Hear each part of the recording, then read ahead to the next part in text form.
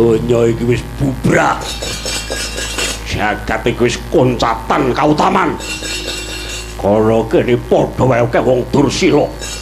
Wong Cidra Lemestan. Ora kena digugu lambene. Wong lanang padha mburu senengi dhewe sing wadon bedal-bedal. Wong tuaku ya kaya ngono. Bapakku pendhita sing ora nampa kanyatan ibuku Renuka jarak murang Susila. Satria Maespati padha dene ora jejeg kasatriane. Rusak pagrayu ngremuk. Sapa sing patut tak gugu? Tiwas uripku sak wutu tak sramake kanggo kamulyaning bebrayan gedhe. Jebul tinemu-nemu tutur ketawur sara bauraning gunane. Wong urip ora golek dalan padang ning malah gedheke maksiat. Tinimbang aku urip ning alam padang. Kumpul menungso ning kutha long mlebu ngalas sawur kewan.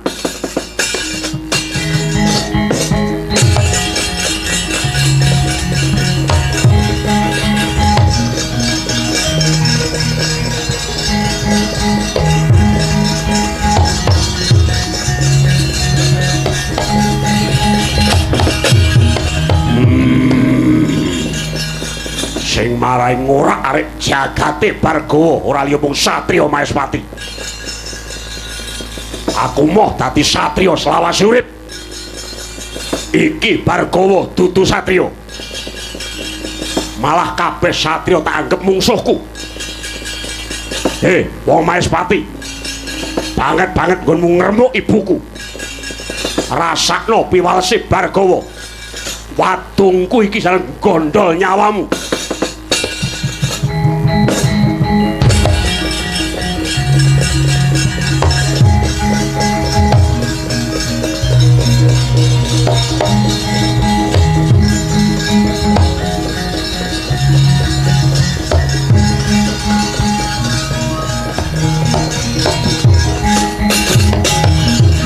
Ridho mawur mangawur warahan dengarane ngajurit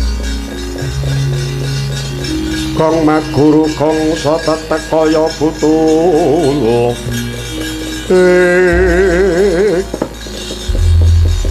iki ana wong jedul saka grumbel yo rambute diawul-awul godhek kok simbar jojo kowe sapa?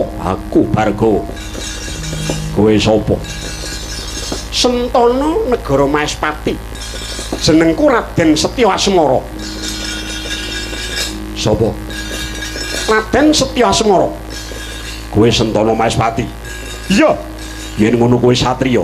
Aku satriya. Lah, yen kowe satriya pacangamu iki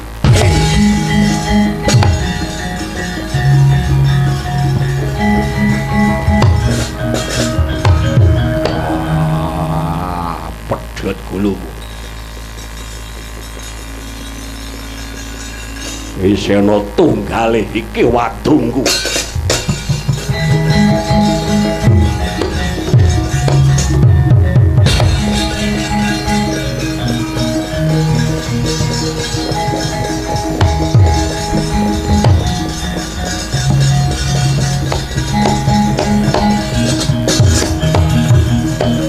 Iki apa satriya? Iya.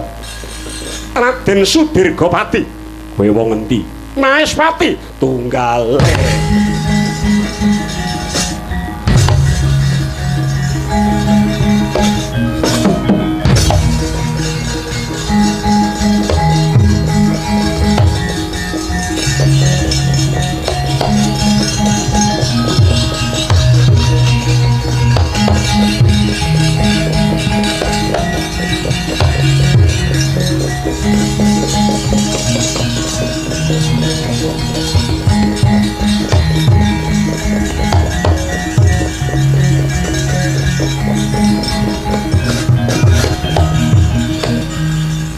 Sapa kowe anak? kula Kowe sapa? Purwati Anakmu lanang apa wedok? jaler Ya anake sapa? putranipun Raden Jayanegara. Menika naminipun Raden Jayakusuma. Nganggo Raden tegese kuwi satriya. Inggih. Nan sinten? Aku Bargo. Anakmu ijik cilik bakal nek gedhe ya mung dadi mol.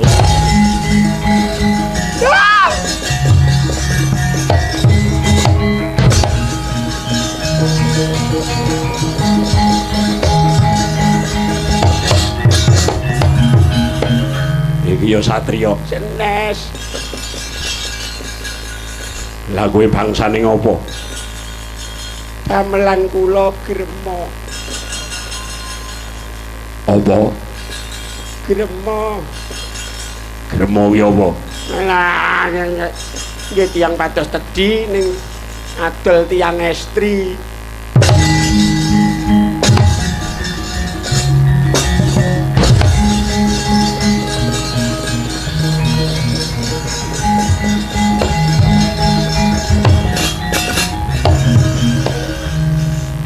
Satrio Jenes. kok blangkonan Kula yoga. bar nganti Nggih nek enten tabuhan nggih melu nek mboten nggih. Lah kuwi nggawa apa kuwi? Niki suling. Dituli-tuli ceritnya nggih angsal 50. Kowe duwe bojo? Gadah. Bojomu pira? Alah, riyen nggih setunggal ning barengan terus kula imboi. Bojomu pira? Saniki dados sekawan.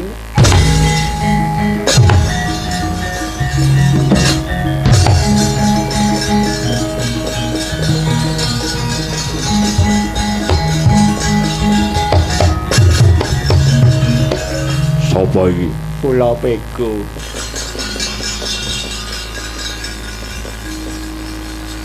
Ayak ndase padha. Panjenengan sinten? Bargo. Ketingalipun damel pepecah. Ya.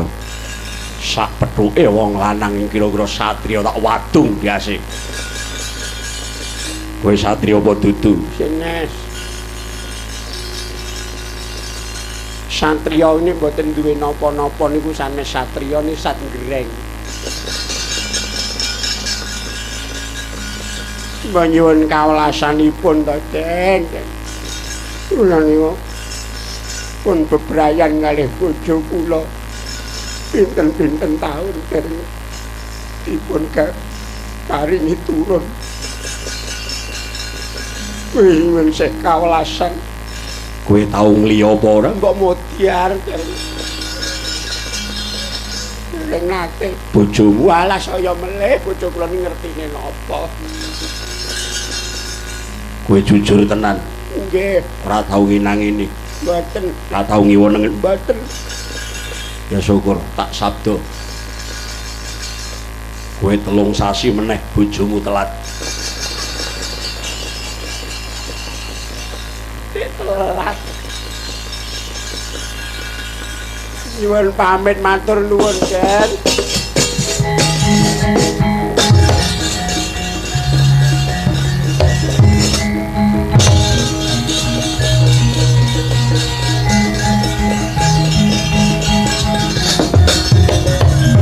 Geger pepuyengan nyebar pepati waduing sang Bargawa sak nggon-nggon gondol nyawa. Pating blasah kaya babatan pacing waton satriya pinejan dening sang Bargawa. Ngantuk geger sumundul ing kayangan petrek-petrek Bathara Narada tumurun saking Garwane ge.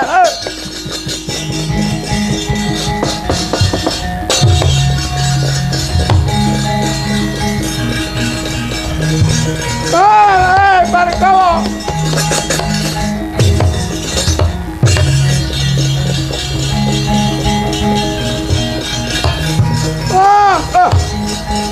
Untukku kan, mandek dhisik.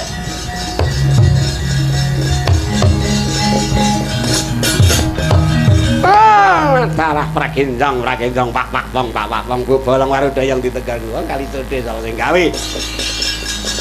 Lah orek tenan iki lambah-lambah getih nelesi bumi kaya begini iki piye kan Bargawa. Cupeten semene Ger Bargawa kowe mandhek kok nggonmu nyebar pepati Bargawa. Akeh Narada ning apa kuwi mudhun. Kowe tak kandhani ya. Kowe nuruti gempunge atimu, anggrana wong lanang sing jare satriya mbok pateni, mbok belehi, mbok watungi kaya ngono iki ku jagat iki entek.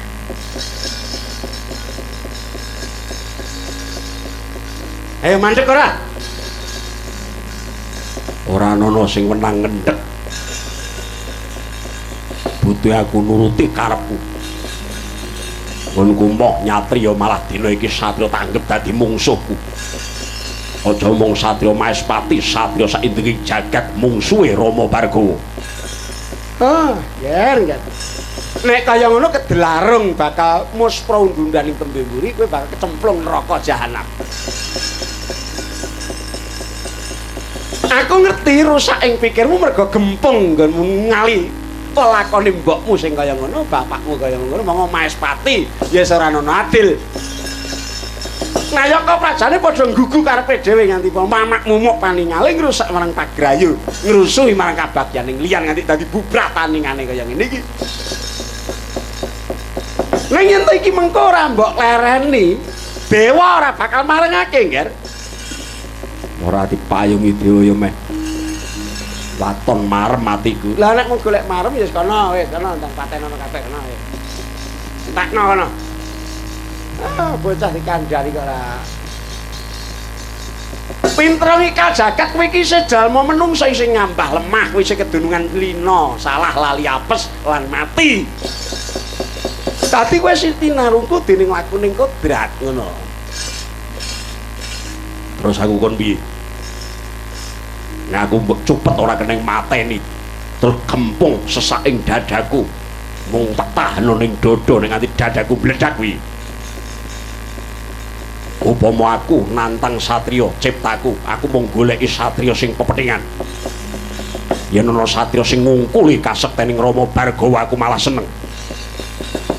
Enggal bisa mateni nyampurnake Rama Bargawa aku bungah. Mula tuduhno ngendi ana satriya sing pinter, ngendi ana satriya sing sekti mandraguna tak nyangane. Tak gawe giri patemboya yen bisa mateni Bargawa. Cetha yen to dheweke satriya pinunjul. Ya engko sik ta. Ngene. Upama ta kowe njaluk mati, lemu kepengin gelut karo satriya mau njaluk mati, ning aja mung sak mati ana iki kudu mati kang sampurna. Mergo ngene ya nggih nek saben wong mung padha golek leganing ati dhewe-dhewe iki jagat bubrah. Kowe kudu nggayuh pati kang sampurna, golek dalan kasampurnaning pati kuwi angel. Kowe tak tuduhi. Tuduhno ning endi? Ngene. Prahning sira iku satriya wadat tur dasare pancen sekti mandraguna mula ora ana sing sembada nandingi kowe. Ora ning sing sembada nandingi kowe. Kejaba siji ya kuwi satriya sing ketitisan Bathara Wisnu. Benjing langit kelap-kelapatan lergincanging sang mawe gandrung sabarang katul kirma yakmayik. Wah, kowe kandha aja mindhu gawe endi ana satriya titis Bathara Wisnu. Lah kesik. Wisnu nitis ana ing jagat kuwi kaping pirang-pirang. Nek manut jangka sing wis tinulis dening para dewa, Wisnu kuwi nitis ana ing Medangpura, mapan ana ing Gunung Slamet. Kuwi nalika dadi ratu, banjur ngruwat utawa Murwakala, kuwi mapan ana ing taun 201 Surya Sengkala. Kuwi dek kapan? Wis biyen. Banjur dadi bocah bajang angon banteng. Kaping 4 medhon meneh dadi Brahmana Kestu, klungsur kraton Medang Kamulan loro, Prabu Birawa Kala. Banjur dialih aran Purwa Carita siji jejuluk Sri Maharaja Buddha Kresna. Kuwi titis Wisnu. Banjur nitis meneh menyang Ratu Pakukuwan Purwacarita loro jejuluk Prabu Sri Mahapunggung, ya ingkang jejuluk Prabu Kano. Lah, bar kono mengko njot menyang tanah Ngindu. Lah iki. Tanah Ngindu dadi Brahmana, Wimana Watara banjur medhang kamulan papat jejuluk Prabu Setmata, gumanti keprabone Prabu Palindriya. Terus tapa ning Gunung Candrageni ingkang kena denarani Gunung Merapi. Bareng tapa wis entuk 20 taun disraya dewa supaya mateni Prabu Watu Gunung. Terus Wisnu dadi ratu meneh ning medhang kamulan papat jejuluk Prabu Wisnupati. Sawise pindah pedhang kamulan papat mau uga aran Purwacarita papat. Kuwi dumunung ning tlatah Kendal. Yo. Nah, iki mengko bubar kuwi bakale Wisnu medhon meneh, Ger. Medhone ning endi? Sawise medhon ana ing Brahmana ing mapaning Lokapala pendhita buta jenenge Begawan Wisnungkara Purnalih. Mengko bakal ana ratu ing Mahespati ingkang ketitisan Bathara Wisnu Entenana ya, Ger.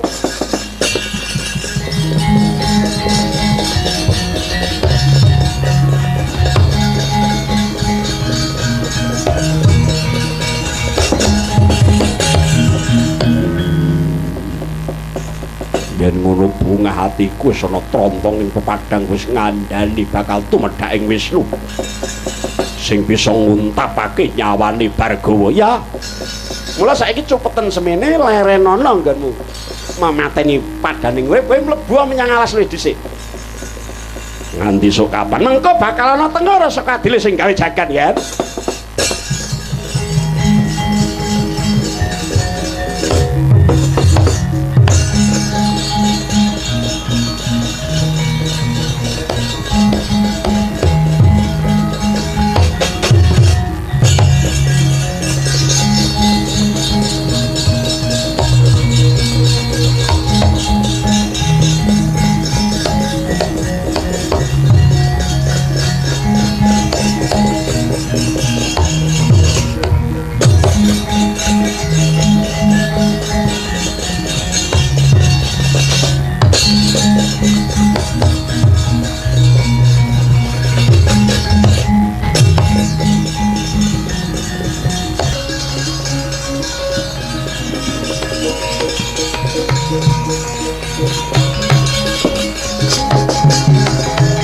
Mareka den prayitna semuri resiko ambale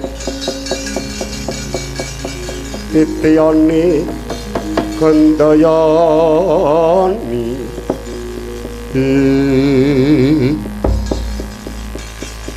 Kyai Semar kula Gus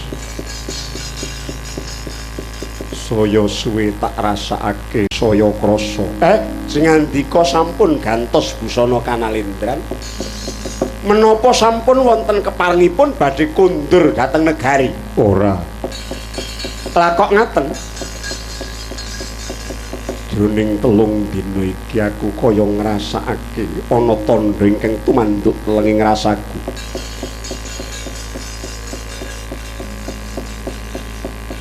saben aku ngremake netra kaya katon ana wewayangan sorot mantra nyodo lanang tak buka netraku sorot mau ilang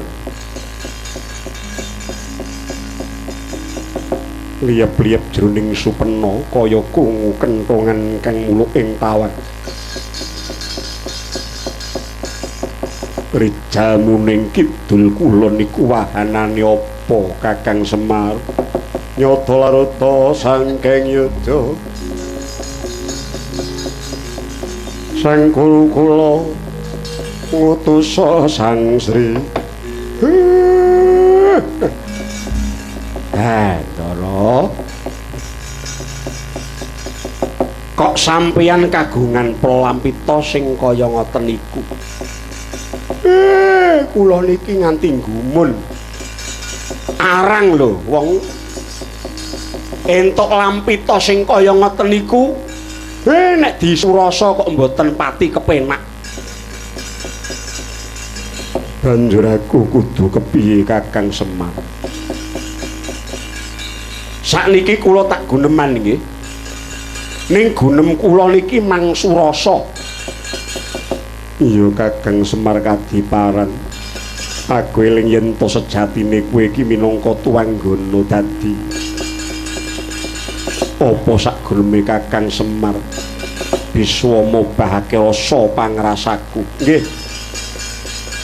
Ngeten. Wong biyen nate paring dawuh. Tiyang sing badhe murut teng Kasedan Jati niku ketekan utusane sing gawe jagat cacahe wonten 6.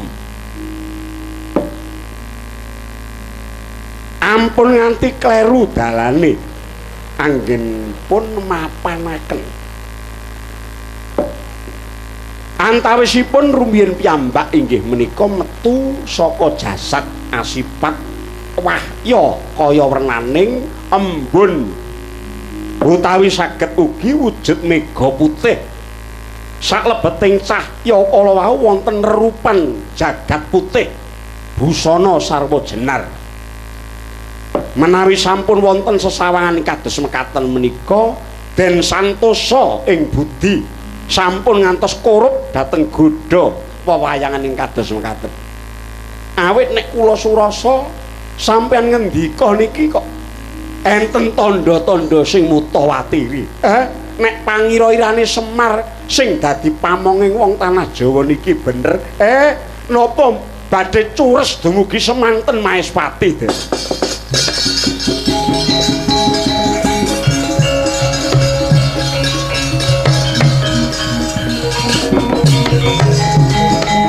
Kakang Putranoyo dikepiye wae jumwing pangira-iraku kelawan Kakang Semar kaya rada nanging banjur apa dalane? Jarene wong akeh aku ketitisan Sang Hyang Suman dewaning kabagyan teka. Aku durung pojo-pojo bisa nentremake jagat iki. Wis ana tandha-tandha aku bakal tinimbalan. Mung wae mungguh besok kapan lan kepiye dalane Kakang? Nyuwun lumembak dhateng panguwasing sing gawe jagat kemawon. Mugi-mugi medal dalan ingkang prayogi, Den.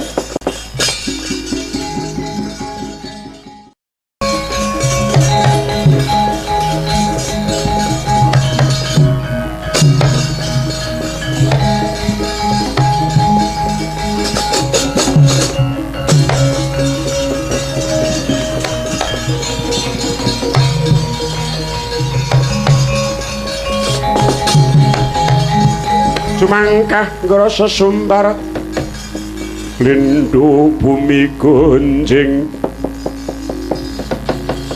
kumaluduk guntur ketuk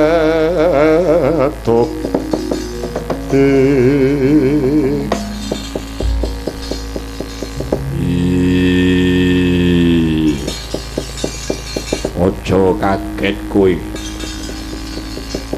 sing metu saka gegrumbul aku. Ana wong nyandang cara brahmana, kowe sapa?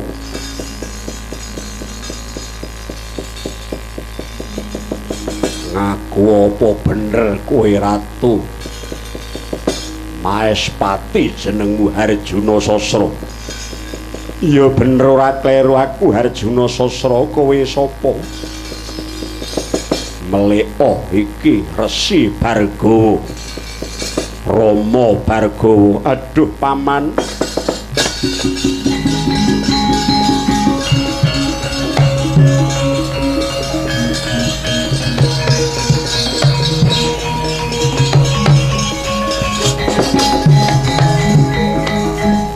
nyuwun pangapunten, kula ngaturaken pangabekti paman. Sesedukan nggonmu nyembah karo aku ya tak tampa kowe lungguh. Kawantaring kathah ngantos mbrebeki bawana kawentaripun paman Bargawa inggih paman Jamadagni. mangsaing para satriya. Paman ngantos sawetawis kapedhutan obor.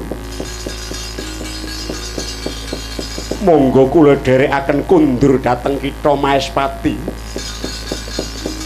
Singandika Paman Bargawa badhe kula muktekaken badhe kula pundi-pundi. Negari Maespati sawetahipun. Kinarya mulyanipun Paman Bargawa ora sudi gelem mukti biyen-biyen gua Abrakama. Arjuna Sasra sawangen aku wis dudu Jamadagni jaman biyen nanging aku wis Bargawa. Aku wis moh nyatriya. Aku wadak selawasing dumadi lan aku gething keburu sengit karo wong sing jiwa satriya. Kula nadyanto kowe ing tata gelar lair keponak aku. Raning jiwamu iso jiwaning satriya ngadeka seblakno dadamu kowe mungsuhe Bargawa.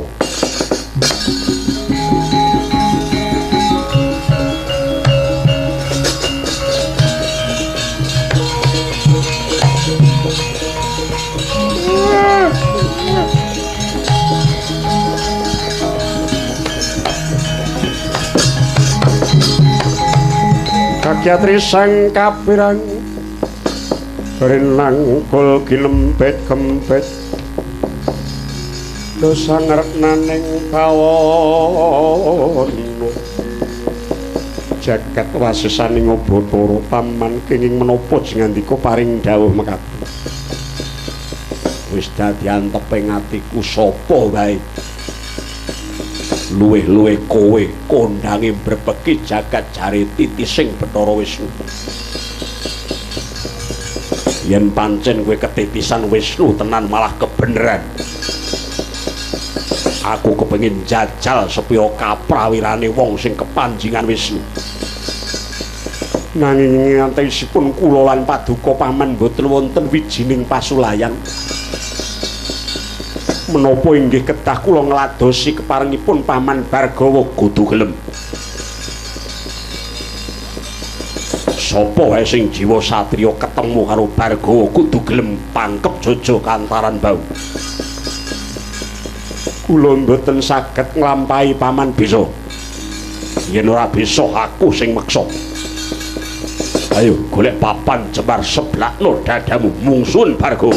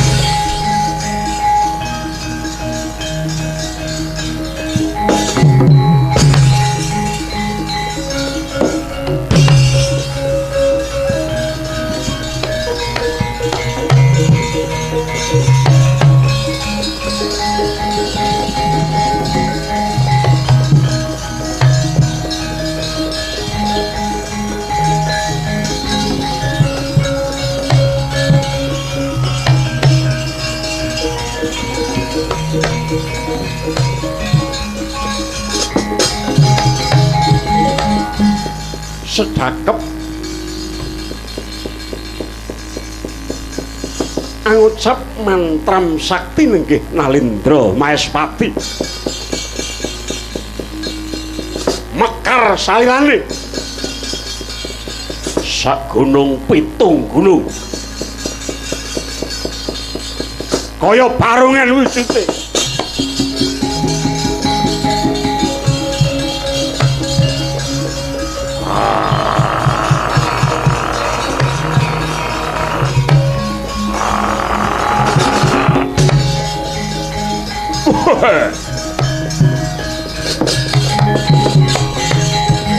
Yaksagara rupa Resedeng Narendra yaksa lalaku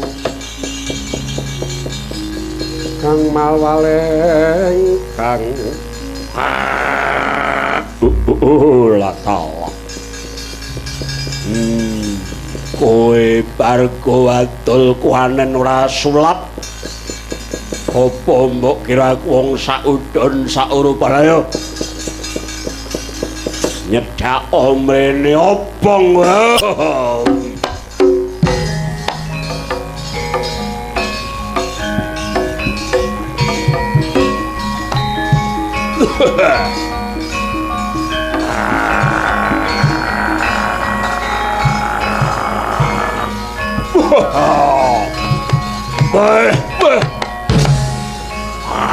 awas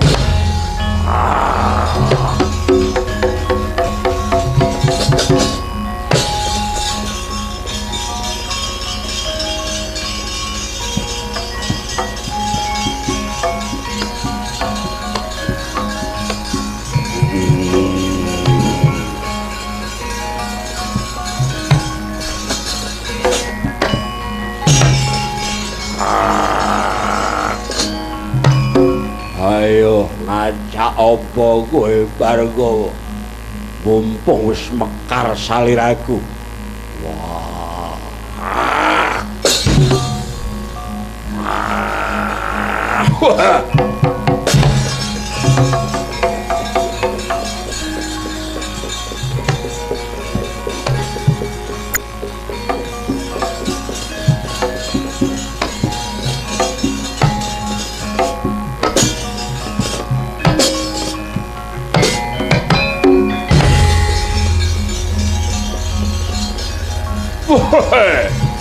weh pamer weh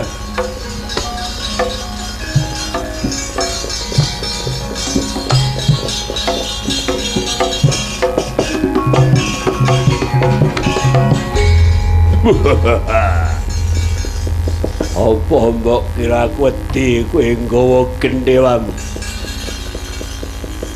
atap senjata cakra lebur dadi awu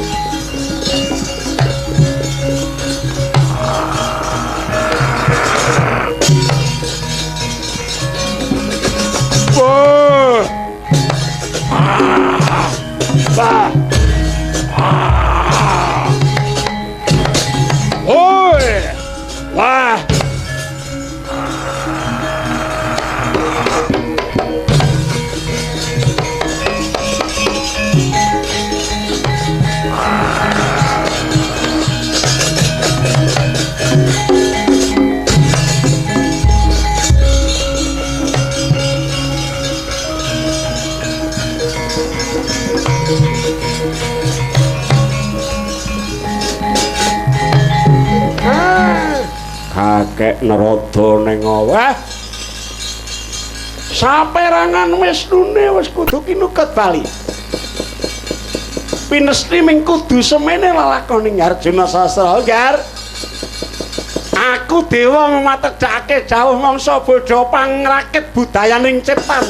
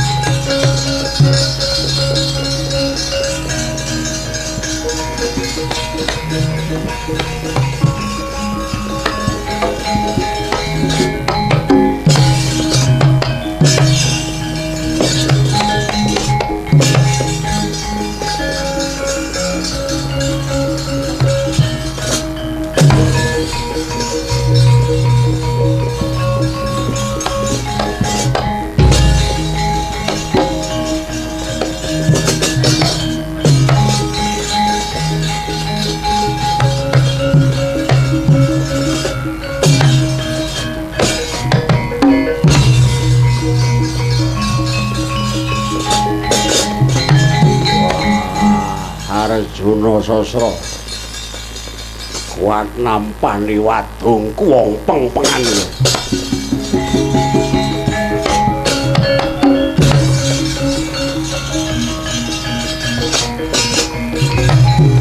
gempung risang Bargawa mbalangake wadunge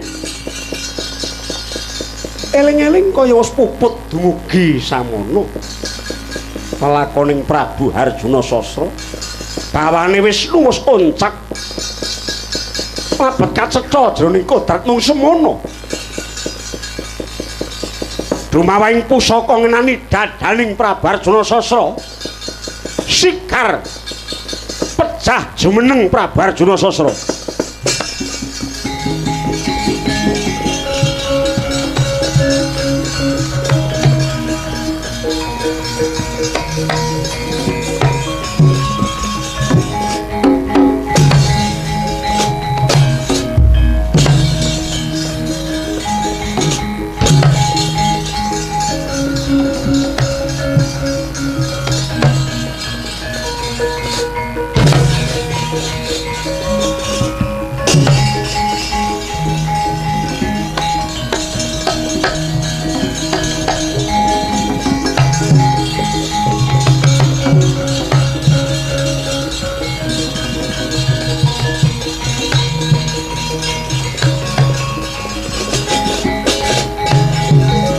surung dewangkara ingkang lir manguswa kang layon penyilang kang memanise wadananira layu kumelku cemrah maratani marang sariranipun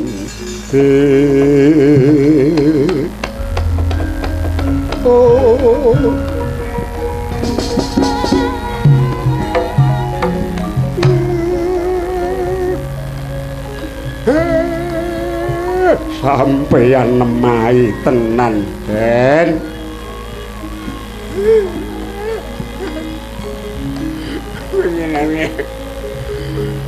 Bukta wong kaya ngaten